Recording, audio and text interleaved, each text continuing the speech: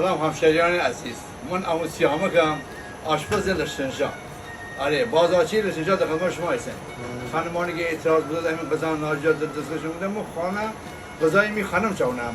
اما آشپزی هم انجام دادم روی اصول روی میزان روی بیداشتی تمام بیداشتی حال شما خوب زنده باشید غذای آقای سیامک واقعا غذای خیلی خوبی است هم قیمتش منصفه بله هم برنجش ایرانیه واقعا کارش هم نیست خوبی آره غذای مالی خوب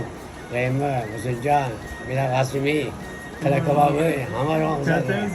آره